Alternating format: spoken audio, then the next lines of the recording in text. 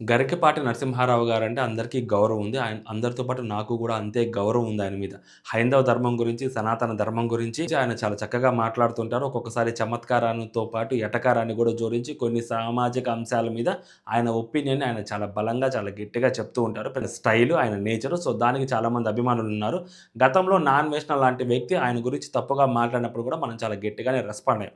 ఏదో ఒక సందర్భంలో ఆయన మధ్యాహ్న భోజన పథకం గురించి స్కూల్లో అమలు చేస్తున్న విధానం గురించి ఆయన కొన్ని మాట్లాడిన మాటలు చాలా అభ్యంతరకరంగా అనిపించాయి. చాలా బాధ కలిగించాయన్నమాట.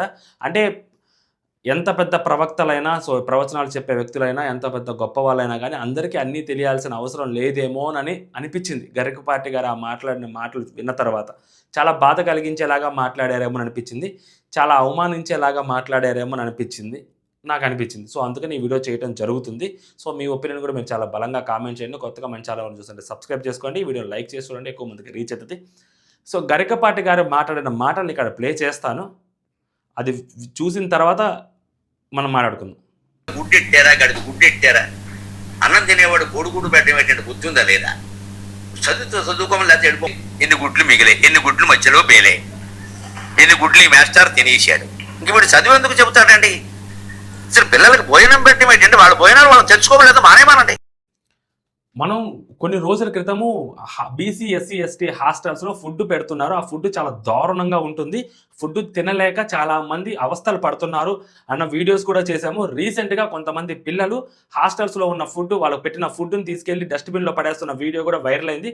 దాని తర్వాత లోకేష్ గారు రెస్పాండ్ అయ్యారు. రెస్పాండ్ అయ్యి ఆ స్కూల్ ప్రిన్సిపాల్‌ని సస్పెండ్ చేశారు. ఆయనే ఆ స్కూల్స్‌కెళ్ళి మరీ మాట్లాడారు. ఏం జరుగుతుంది ఏంటి అనేది. ఎందుకంటే ఆయన ఎడ్యుకేషన్ మినిస్టర్‌గా ఉన్నారు కాబట్టి. నార్మల్‌గా ఈ మిడ్ డే మీల్ అనేది ఇప్పటి నుంచి కాదు. నేను గవర్నమెంట్ స్కూల్‌లో చదువుతున్నప్పుడు 5వ తరగతిలో గవర్నమెంట్ స్కూల్‌లో చదివినప్పుడు ఒకప్పుడు బియ్యం ఇచ్చేవాళ్ళు. అంటే ఇంట్లో నలుగురుంటే మనిషికి 2 కేజీల లెక్కన 8 కేజీలు అలా ఇచ్చేవాళ్ళు. బియ్యం ఇచ్చేవాళ్ళు. ఆ టైంలోనే 2002 ఇది ఆ టైంలో.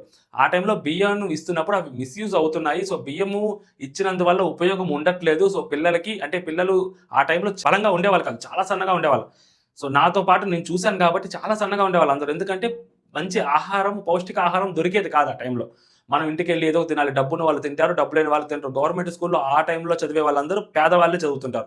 సో, బిలో పావర్టీ లైన్‌కి చాలా తక్కువగా ఉన్న వాళ్ళు చదువుతుంటారు. 3 పూట్ల కనీసం తిండి తినలేని వాళ్ళు చదువుతుంటారు. ఒకవేళ తిన్నా కూడా అది మంచి ఆహారం తినలేని వాళ్ళే చదువుతుంటారు. అలాంటి ఫ్యామిలీ నుంచి వచ్చిన వాళ్ళు చాలా మంది ఉంటారు. నేను కూడా అలాంటి ఫ్యామిలీ నుంచి వచ్చిన వ్యక్తిని. ఎందుకంటే అంత డబ్బులు పెట్టి మనం తినలేని స్థాయి మనది ఆ టైంకి. సో, ఆ టైంలో బియ్యం ఇచ్చేవాళ్ళు. ఇప్పుడు రేషన్ బియ్యం ఎలా అయితే ఇస్తున్నారో అలాగా స్కూల్‌లో అలా బియ్యం ఇచ్చేవాళ్ళు. దాని తర్వాత అదే నేను 5థ్ క్లాస్‌లో ఉన్నప్పుడు కొన్ని రోజులకి ఆ బియ్యం అనే కాన్సెప్ట్‌ని ఆపేసి స్కూళ్ళలోనే వండించటం మొదలుపెట్టారు. వండించటం మొదలుపెట్టి బుధవారం, గురువారాలు ఆ టైంలో ఇప్పుడు గరికపాటి గారు చెప్తున్న దాని ప్రకారం మరీ ఏమి పెళ్లి కొడుకులాగా చేసి అంత మంచిగా ఏం భోజనాలు ఏం పెట్టట్లేదు అక్కడ. ఏంటి చికెన్‌లు, మటన్‌లు, ఫిష్‌లు, ప్రాన్స్ అలా ఏం పెట్టట్లేదు. ఒక గుడ్డు పౌష్టికాహారం కింద ఒక గుడ్డు ఇస్తున్నారు. ఒకటే గుడ్డు ఇస్తారు. ఎక్కువ కూడా ఇవ్వరు. ఒక గుడ్డు ఇస్తారు. లేదు ఆ గుడ్డు తినని వాళ్ళు ఎవరైనా ఉంటే ఒక అరటిపండు ఇస్తారు అంతే. అప్పట్లో నుంచే ఉన్నదిది. అదే చేస్తున్నారక్కడ. మరి గరికపాటి గారికి దీనికి అర్థం తెలియకపోవచ్చేమో గానీ, మధ్యాహ్నం భోజనము అది మధ్యాహ్న భోజనం అయిపోయింది. చదువు అటకెక్కిందంటే, చదువుకోవాలి అంటే బలంగా మనిషి ఉండాలి గదా! ఆలోచించాలన్నా నీరసంగా ఉంటారు గదా మనుషులు. ఇప్పుడు దేశంలో రాజకీయ నాయకులు డబ్బున్న వాళ్ళగా ఎదిగిపోతున్నారు తప్పితే పేదరికంలో ఉన్నవాళ్ళు చాలా మంది ఉన్నారు ఇంకా. అంటే 2 పూట్ల, 3 పూట్ల సరైన భోజనం లేక స్కూల్‌కి ఏదైతే వాళ్ళ ఇంటికి మధ్యలో కనీసం 5 కిలోమీటర్లు, 10 కిలోమీటర్లు దూరం ఉన్న వాళ్ళు కూడా చాలా మందున్నారు. ప్రతిసారి ఇంటికెళ్ళి వచ్చి ఇక్కడ తినలేని వాళ్ళు చాలా మందున్నారు. పొద్దున తీసుకొచ్చిన ఆహారం ఇప్పుడు మధ్యాహ్నానికి అది వేరేలాగా ఉంటే అది తినలేని వాళ్ళు కూడా చాలా మంది ఉన్నారు. సో, ఇలాంటి వాళ్ళందరి కోసం పౌష్టిక ఆహారం పెట్టాలి అని చెప్పి అప్పట్లో నిర్ణయం తీసుకున్నారు. ఆ నిర్ణయం దశల వారీగా వచ్చే కొద్దీ కొంచెం బెటర్ ఆహారం ఇస్తున్నారు. అంటే ఒకప్పుడు చిక్కీలు అవి ఇచ్చేవాళ్ళు కాదు. ఇప్పుడు చిక్కీలు అవి ఇస్తున్నారు. కొన్ని హాస్టల్స్‌లో స్కూల్స్‌లో అయితే లేదు కానీ కొన్ని హాస్టల్స్‌లో ఆ చికెన్‌లు అవి కూడా పెడుతున్నారు. స్కూల్స్‌లో అయితే మాత్రం కేవలం గుడ్డు వరకే వచ్చింది. ఇప్పుడు ఆ గుడ్డు వాటికి సంబంధించిన లెక్కలు కూడా చూసుకోవడానికి సెపరేట్‌గా డిపార్ట్‌మెంట్ ఉంటది ప్రతి స్కూల్‌లో.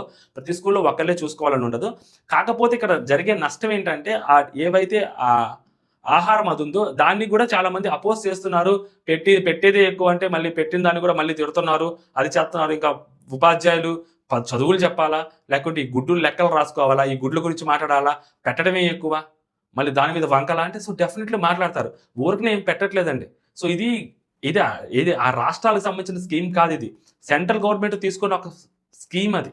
ఓకేనా? ప్రతి గవర్నమెంట్ స్కూల్‌లో పిల్లలకి భోజనం పెట్టాలి, పౌష్టిక ఆహారం పెట్టాలి. ఎందుకంటే ఎదిగే పిల్లలలో ఆ పౌష్టిక ఆహారం అనేది లేకపోతే వాళ్ళ కండరాలు బలంగా ఉండే అవకాశం చాలా తక్కువగా ఉంటది. వాళ్ళ ఏజ్ పెరిగే కొద్దీ వాళ్ళు తర్వాత అనారోగ్య సమస్యలు ఎదుర్కోవాల్సి వచ్చుద్దని చెప్పి ఇలాంటివి పెట్టారు. అంతే తప్పితే ఏదో వాళ్ళకేదో ముష్టి పడేస్తున్నారు అన్న థాట్‌లో మీరేదో మాట్లాడుతున్నారు. సో, ఎందుకు పెట్టాలి? వాళ్ళ ఇంట్లో భోజనం వాళ్ళు తెచ్చుకోలేరా? సో, తెచ్చుకోలేని వాళ్ళు గూడా ఉంటారు అని గవర్నమెంట్ నమ్ముతుంది కాబట్టే పెడుతున్నారు. ఇంకా అలాంటి వాళ్ళు ఉన్నారు కాబట్టి ఇంకా రేషన్ నడుస్తుంది బయట. అలాంటి వాళ్ళు ఉన్నారు కాబట్టి ఫ్రీ స్కీమ్స్ నడుస్తున్నాయి బయట. మీరు ఇవన్నిటిని వదిలేసి, బయట వచ్చే ఉచిత పథకాల్ని వదిలేసి, బయటిచ్చే రేషన్‌లని వదిలేసి, బయట ఏది పడితే అవి ఊరకనే ఇచ్చేస్తున్నారు జనాలకి. అయన్నీ వదిలేసి మీరు చిన్న పిల్లోళ్ళకి స్కూళ్ళలో తింటున్న 4 ముద్దలు తినే పిల్లలకి వాళ్ళకి గుడ్డిస్తున్నారు. దాని గురించి మీరు మాట్లాడుతున్నారంటే మీరు ఎక్కడో ఆ క్షణానికి విచక్షణ జ్ఞానం కోల్పోయారేమో అని అనిపించిందండి. సారీ గురువుగారు ఈ మాట మాట్లాడుతున్నందుకు. ఎందుకంటే అలాంటి స్టేజ్ నుంచి మేము వచ్చాను కాబట్టి నాకు తెలుసు ఆ విషయం. ఎందుకంటే వాళ్ళ ఇంట్లో వాళ్ళు ఆ పిల్లోడికి 3 పూట్ల అన్నం జరుగుతది అని చెప్పి సో హాస్టల్స్‌లో ఉంచే వాళ్ళుంటారు. సో స్కూళ్ళకి పంపించే వాళ్ళు కూడా ఉంటారు. చాలా మంది కూడా ఇప్పటికి కూడా వాళ్ళు తెచ్చుకునే జీతం గాని, చాలీ కూలీ డబ్బులతోటి 3 పూట్ల తిండి తినలేని వాళ్ళు సరే ఒక పూటైనా స్కూల్లో కుర్రాడికి వాళ్ళ పిల్లోడికి మంచి ఆహారం దొరుకుద్ది, పౌష్టిక ఆహారం ప్రతిరోజు దొరుకుద్ది అని చెప్పి బలమైన ఫుడ్ దొరుకుద్దని చెప్పి పంపిస్తుంటారు. కాకపోతే స్కూల్స్‌లో కొంతమంది ఎవరైతే ఎనక ఉంటారో ఆ గవర్నమెంట్ నుంచి వచ్చే డబ్బులు అయన్నీ తినేసి నాసిరకమైన గుడ్లు తీసుకొచ్చి, నాసిరకమైన భోజనం తీసుకొచ్చి, అన్నాలు తీసుకొచ్చి దాంట్లో పసుపేసి ఇదే పులిహోర అని చెప్పే ఎదవలు కూడా చాలా మందున్నారు. ఎందుకంటే ఆ ఎదవలకి తెలియదు కదా! పాపం ఆ పిల్లలు ఎందుకు వస్తున్నారు స్కూలుకి, వాళ్ళకి 4 మెతుకులు మంచిగా దొరుకుతది. గవర్నమెంట్ మనకి పౌష్టిక ఆహారం పెడుతుంది, మనల్ని బలంగా చేస్తున్నారని చెప్పి వాళ్ళకి తెలియదు. సో వాళ్ళు అమ్ముకు దొబ్బుతున్నారు. వాళ్ళు అమ్ముకు దొబ్బుతున్నారు కాబట్టి అడిగే హక్కు ఉంటది పిల్లలకి. దాన్ని మీరు వేరే రకంగా మాట్లాడేసరికి అది ఎవరైతే ఆ చదువుకుంటున్న పిల్లలుంటారో వాళ్ళ ఆత్మవిశ్వాసాన్ని గాని, వాళ్ళ ఆత్మాభిమానాన్ని గాని దెబ్బతీసేలాగా ఉందేమో ఆయన మాట్లాడిన మాటలు, గరికపాటి గారు మాట్లాడిన మాటలు నాకు అనిపిస్తా ఉంది. కొంచెం చూసుకొని మాట్లాడాలి. ఎందుకంటే మనం వయసులో చాలా పెద్దవాళ్ళం, అనుభవజ్ఞులం. మనం పెద్ద పెద్ద దేశాలు తిరిగొచ్చున్న వాళ్ళం. మనం ఎన్నో మాట్లాడిన వాళ్ళం. మనకి ఎంతో మేధస్సు ఉన్న వాళ్ళం మనం. సో, ఇలాంటి చిన్న చిన్న విషయాలని సో, చాలా జాగ్రత్తగా హ్యాండిల్ చేయాలేమో అని అనిపించింది. మనం ఏది పడితే అది మాట్లాడేసాం. ఏది మాట్లాడినా గాని మనల్ని ప్రొటెక్ట్ చేయడానికి మనకి కింద కొంతమంది అభిమానులుంటారు. వాళ్ళు ప్రొటెక్ట్ చేస్తారని మీరు అనుకుంటే అది డెఫినెట్‌లీ పొరపాటే గురువుగారు. మీరు ఈ మాటలు ఏవైతే మాట్లాడారో అవి ఖచ్చితంగా తప్పుగానే ఉంటాయి. ఎందుకంటే సో, మీరే ఒకసారి ఒక మాట చెప్పారు. "తిండి గలిగితే కండ గలదోయ్, కండ కలిగిన వాడే మనిషోయ్" అని మీరే చెప్పారు. మరి తిండి గలగాలంటే వాళ్ళకి తిండి లేకే వాళ్ళు స్కూలుకి పంపిస్తున్నారు. ఇప్పటికి కూడా దేశంలో బిలో పావర్టీ లైన్‌లో ఉన్నవాళ్ళు చాలా మందున్నారు. అలాంటి వాళ్ళకి ఇలాంటి స్కీమ్ వర్కౌట్ అవుతుందని చెప్పి పంపిస్తారు. మనం దేన్ని క్వెషన్ చేయాలంటే వీలైతే మన ధైర్యాన్ని గాని, మన తెగువని గాని, మన మేధస్సుని గాని ప్రభుత్వాన్ని ప్రశ్నించేలాగా ఉండాలి. ప్రభుత్వానికి సరైన సూచనలు ఇచ్చేలాగా ఉండాలి. వాళ్ళకి స్కూల్లో మీరు మిడ్ డే మీల్ పెడుతున్నారు. గుడ్లు, పౌష్టికాహారం పెడుతున్నారు. చాలా మంచి విషయం. పిల్లలు ఎదుగుదడానికి మీరు వాళ్ళకి కండ కలిగితేనే మనిషిగా అవుతారు. సో, అలాంటిది మీరు మంచిగా ఫుడ్ పెట్టాలి. అంతేగాని అక్కడ గూడా చిల్లర చేష్టలు చేసేవాళ్ళున్నారు. వాళ్ళ మీద మీరు దృష్టి సారించండి. మీరు చాలా గట్టిగా ఫోకస్ చేయండి. అప్పుడే మాత్రమే పిల్లలకి పౌష్టికాహారం దొరుకుద్ది సరైన రీతిలో అని మీరు మాట్లాడాలి. ఇలా మీరు సూచనలు చేయాలి గవర్నమెంట్‌కి. అది ఏ గవర్నమెంట్ అయినా అవ్వచ్చు. మీరు ఇలా చెప్పగలగాలి. అలా చెప్పినప్పుడు మీకు ఒక హుందాతనం ఉంటది. అంతేగాని ఎవరైతే ఎక్కడో ఒక చోట కొంతమంది పిల్లలు ఆహారం బాగలేదని చెప్పి దాన్ని అపోజ్ చేస్తే దాన్ని పట్టుకొని మీరు దాన్ని కౌంటర్‌గా ఆ పిల్లలకి ఫుడ్ పెట్టడం ఎక్కువ. మళ్ళీ వీళ్ళు మాట్లాడడము. ఇంకా వాళ్ళు ఎలా చేస్తారంటే అది ప్రతిదీ చెయ్యాలండి. ప్రతిదీ చెయ్యాలి. ఊరికనే కాదు గదా! లేదు మీకు ఇలాంటివన్నీ నచ్చట్లేదంటే మీరు స్కీమ్స్ ఏవైతే ఇస్తున్నాయో ప్రతి ఒక్క పార్టీ అనౌన్స్ చేస్తా ఉంటది ఎలక్షన్ టైమ్‌లో. వాటిని గట్టిగా అపోజ్ చేయండి. దేశంలో లక్షల కోట్ల రూపాయలు పేదలకి గాని, పేదల పేర్లు చెప్పి చాలా మంది ఉచితంగా దొబ్బేస్తున్నారు. ఇళ్ల స్థలాలు 2, 3 ఇల్లులు ఉన్నోడు కూడా ఇళ్ల స్థలాలు దొబ్బేస్తా ఉన్నారు. సో, ఇలాగ డబ్బులు దొబ్బేస్తా ఉన్నారు. వందల ఎకరాల పొలాలు ఉన్నోళ్ళు కూడా కౌలు ఏదైతే రైతు భరోసాల కింద డబ్బులు దొబ్బేస్తా ఉన్నారు. సో, ఇలాంటి వాటి మీద మీరు క్వెషన్ చేయండి. అంతేగాని చిన్న పిల్లోడు తినే గుడ్డు మీద ఆడేదో ఒక 5 గ్రాములు, 3 గ్రాములు వచ్చే ప్రోటీన్ మీద దాని మీద కూడా మీరు క్వెషన్ చేస్తున్నారు. దాన్ని కూడా మీరు తప్పుపడుతున్నారు. దాన్ని కూడా మీరు వ్యంగ్యంగా మాట్లాడుతున్నారు అంటే గురువుగారు డెఫినెట్‌లీ మీరు ఆలోచించుకోవాలి. అన్ని విషయాల మీద అందరికీ అవగాహన ఉండదు అనే విషయం ఈరోజు ఈ క్షణం ఆ వీడియో చూసిన తర్వాత నాకు చాలా క్లియర్‌గా అర్థమైంది. దయచేసి అర్థం చేసుకోండి. అదే నేను చెప్పదలుచుకుంది. సో, మీ ఒపీనియన్ మీరు కూడా చాలా బలంగా కామెంట్ చేయండి ఈ విషయంలో. ఎందుకంటే నాకు చాలా తప్పనిపించింది.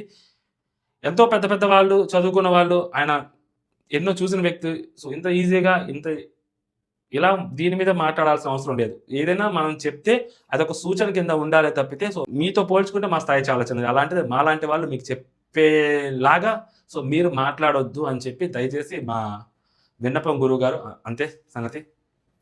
జై హింద్.